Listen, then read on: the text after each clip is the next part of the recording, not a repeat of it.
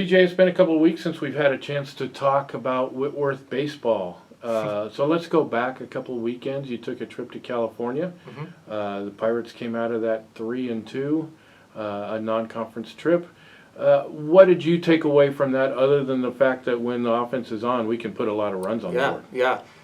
I think on the offensive side, I think we learned we can hang with anybody. Redlands themselves has a really high quality, high powered offense. So some of those scores, it was a little bit of a fireworks show. But I think at the same time, seeing those hitters and that kind of stature of offense was really good for our pitching staff, because that's a challenge that we want to experience early. So when we get into conference and we're seeing some similar offenses, hopefully we can kind of fine tune some things and get experience with pitching to the middle of the order with runners in scoring position, and really having to kind of fight our way out of those circumstances, or have sequences that we can use in those circumstances to help us win. Do you feel like you came out of the non-conference early portion of the season where you wanted to be going into conference play?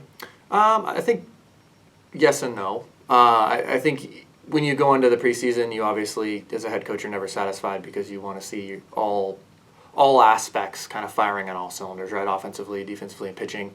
I think we were a little one-sided, and we still kind of are, where pitching could have a great day, offense is okay, or the offense is taken off, and we're still not throwing enough strikes, right, or not stranding enough runners. So the puzzle right now is let's put those two pieces together and kind of start to peak at the right time here as we head into the conference slate. We opened conference slate against a hot team that came in 5-1 and feeling very confident, Puget Sound, and they ended up taking 2 out of 3 from us here at Merkle Field. What did we learn from this past weekend? I think not that we underestimated them, but I think we have to earn success every weekend, right? And in every week of practice, we have to earn success.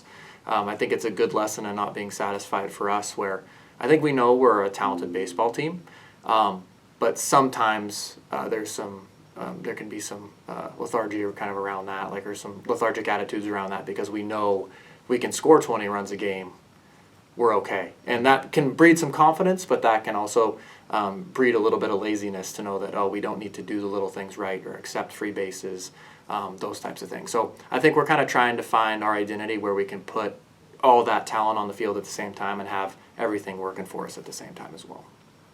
This coming weekend, we're going to go back into non-conference play and take on a NCAA Division II team in St. Martin's.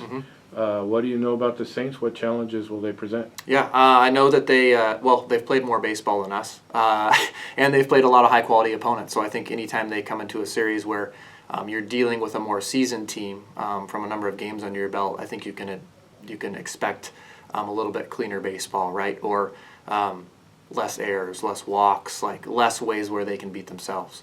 So that just has us. We have to make sure that we're ready to go, and we can sharpen on our end as well to kind of keep up with those and not count on those mistakes happening. We're excited for that challenge.